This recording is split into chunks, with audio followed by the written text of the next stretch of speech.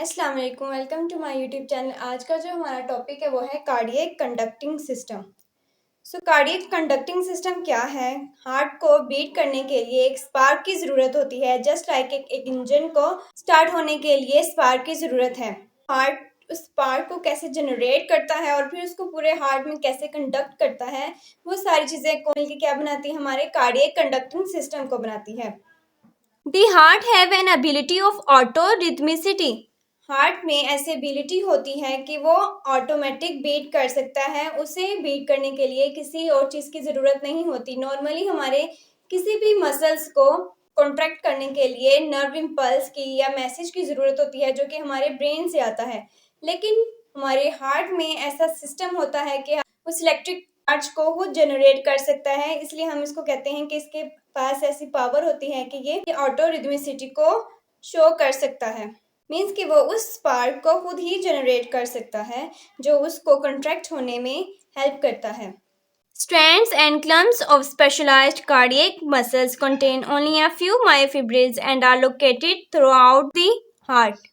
Heart है वो special type of muscle से बना हुआ है जिसको हम कार्डियक मसल्स कहते हैं। और वो किससे बना हुआ है? उनके अंदर होते हैं मायोफिब्रिल्स या कार्डियक फाइबर्स या मसल्स फाइबर्स। तो हमारा हार्ट जो है उन टाइप ऑफ मसल से बना हुआ है जिनमें स्पेशलिटी है कि वो कॉन्ट्रैक्ट हो सकते हैं। ये मसल्स हमारे पूरे हार्ट में प्रेजेंट होते हैं। These areas initiate and distribute impulses throughout the myocardium.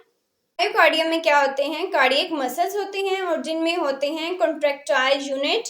और वो क्या करते हैं? उनकी ये स्पेशलिटी होती है कि वो खुद अपने उस स्पार्क को जनरेट भी करते हैं, मीन्स कि नर्व इम्पल्स को जनरेट करते हैं, साथ उसको डिस्ट्रीब्यूट भी करते हैं। और डिस्ट्रीब्यूशन किसकी वजह से होती है? बिकॉज कि वो ट्रेवल करता है इन अवर कार्डियक सेल्स।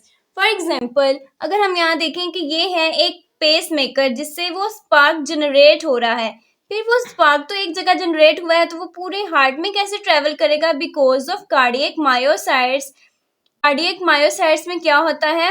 ये फाइबर्स हैं जिसमें सेल्स की चेन सी होती है। एक सेल अपने एडजेसेंट सेल से किससे अटैच होता है? With the help of intercalated disc, जिसकी वजह से उनके बीच में सारी कोऑर्डिनेशन और कम्युनिकेशन हो रही होती है।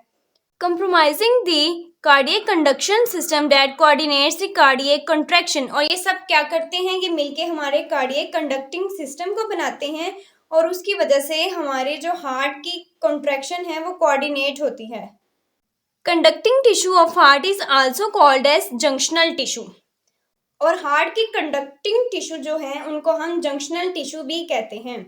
मेनली कार्डियक कंडक्टिंग सिस्टम क्या करता है? ये हमारे हार्ट में नर्व इम्पल्स को जनरेट करता है और फिर उसी नर्व इम्पल्स को डिस्ट्रीब्यूट करता है। और नर्व इम्पल्स से क्या होता है? हमारे हार्ट के जो कार्डियक मसल्स हैं वो कॉन्ट्रैक्ट होते हैं और हमारा हार्ट जो है ब्लड को पंप करने के काबिल होता है।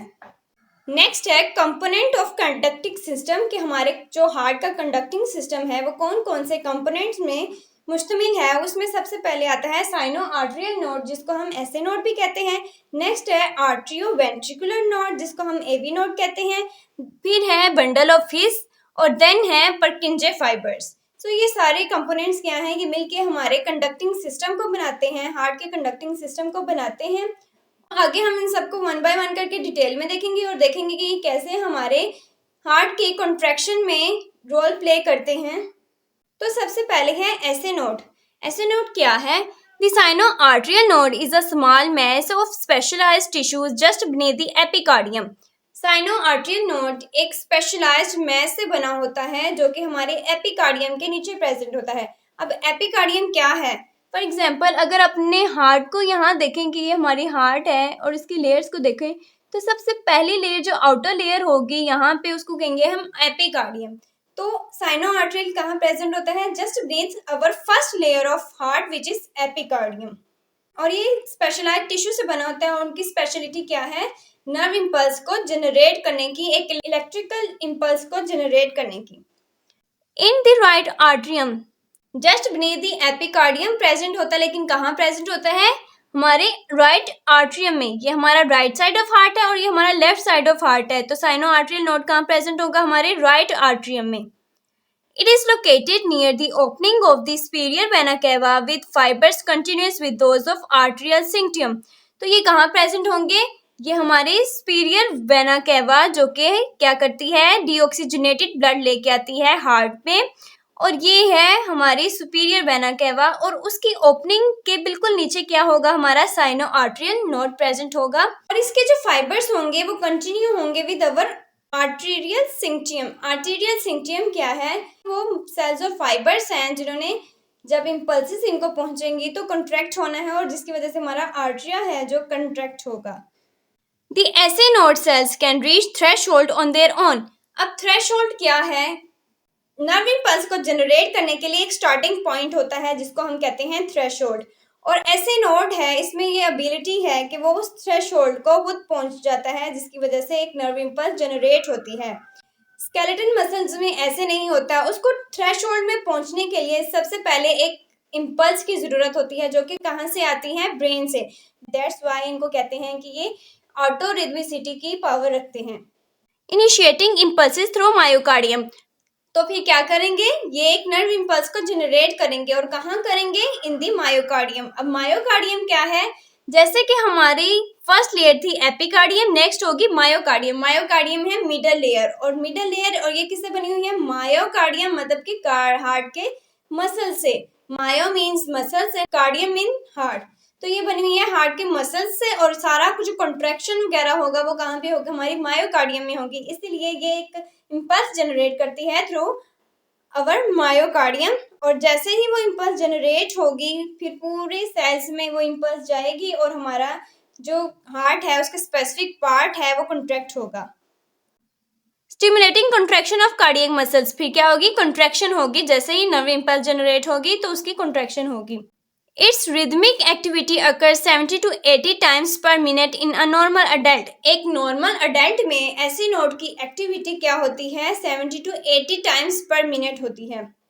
मीन्स कि 70 to 80 times ये इलेक्ट्रिकल इम्पल्सिस को शूट कर सकता है.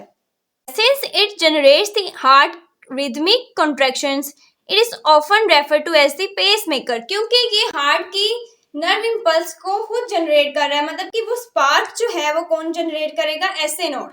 वो स्पार्क ऐसे नोड जनरेट करेगा, और फिर बाकी कंपोनेंट्स ऑफ कंडक्टिंग सिस्टम उसको पूरे हार्ट में कंडक्ट करेंगे, और फिर हार्ट के स्पेसिफिक पार्ट्स जो हैं जहां जहां पे वो इम्पल्सिस जाएंगी वहां पे वो स्पेसिफिक पार्ट जो है वो कंट्रैक्ट करेगा.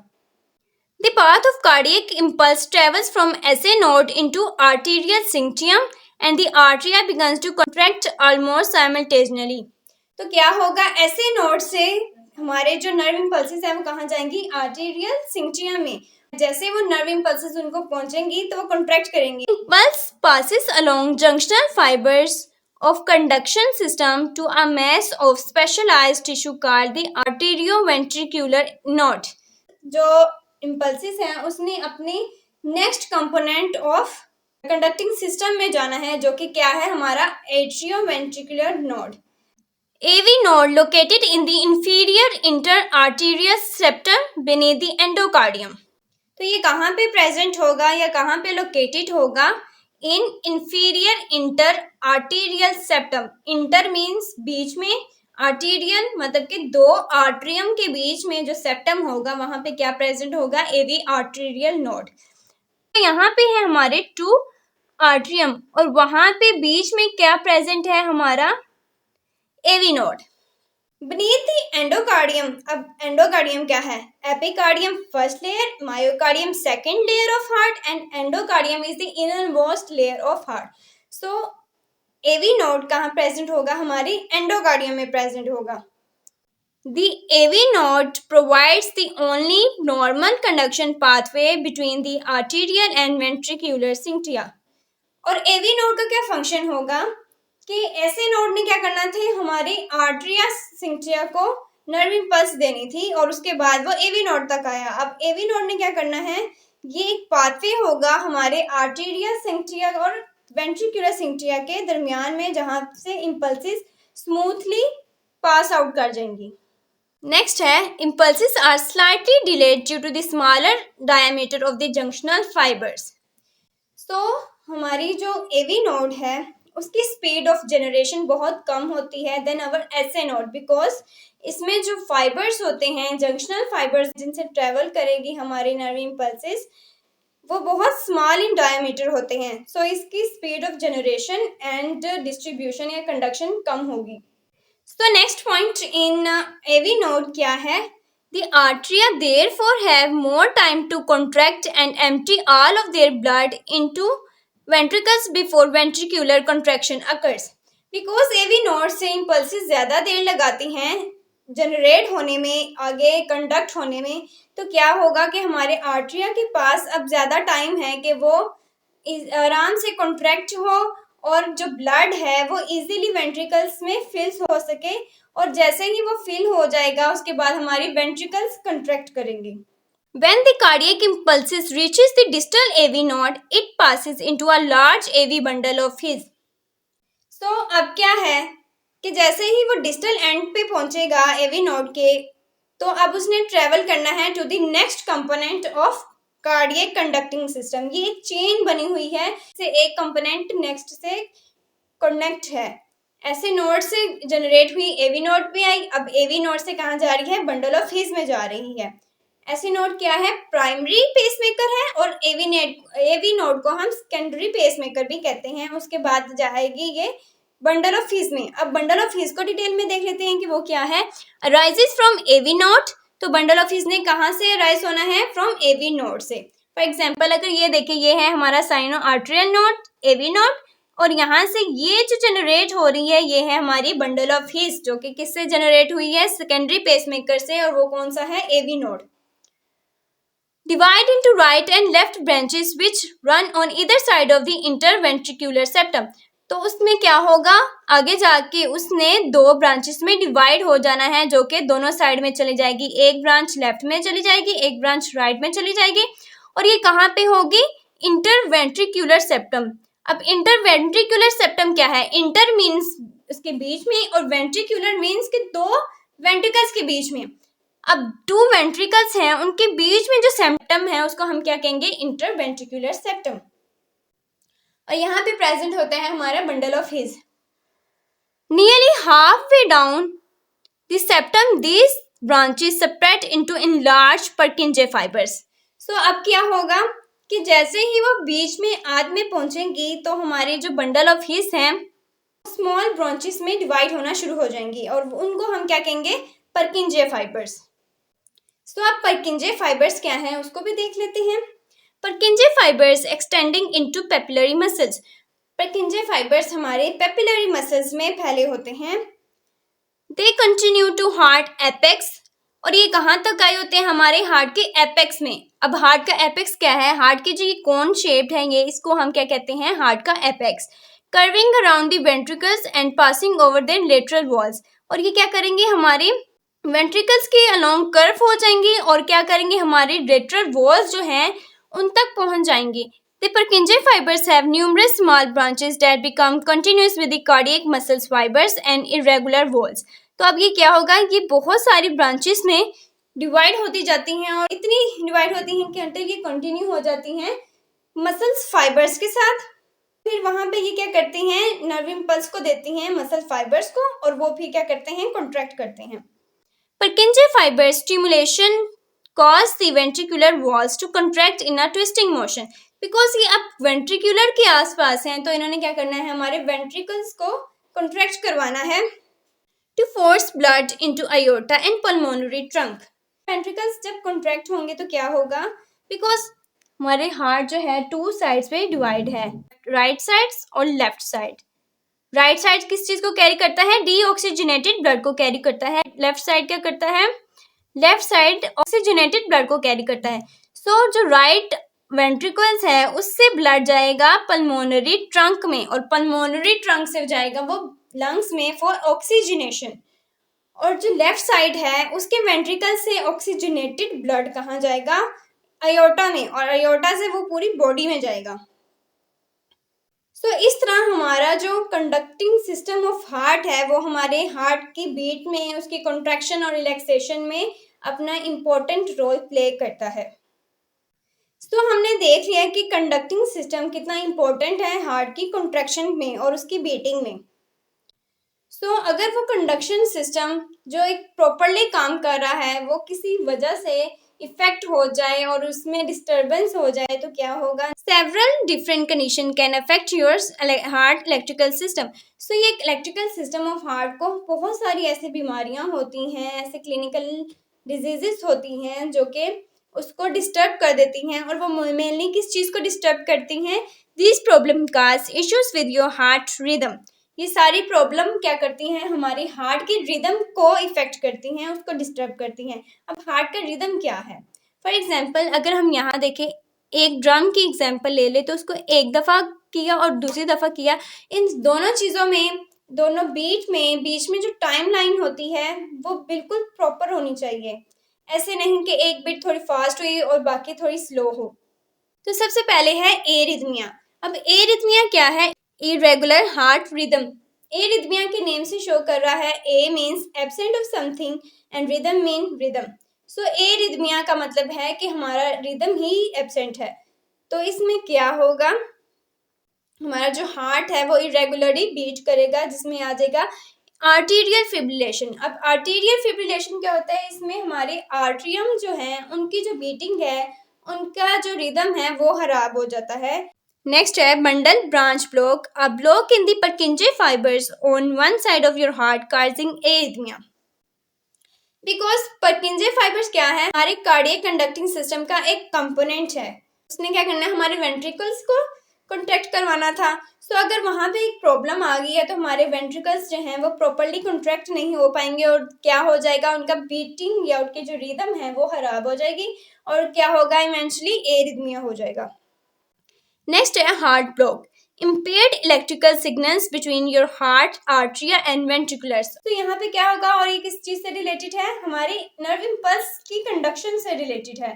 मीन्स के जो नर्व इम्पल्सेस हैं वो आर्ट्रियम और वेंट्रिकुलर्स में जो उनका पैसेज है वो नहीं ठीक, या फिर वो प्रॉपरली जनरेट नहीं हो रही, जिसकी वजह से हार्ट ब्लॉक हो जाएगा, क्योंकि ना तो आर्ट्रिया की कॉन्ट्रैक्शन होगी प्रॉपरली और ना ही वेंट्रिकल्स की कॉन्ट्रैक्शन होगी।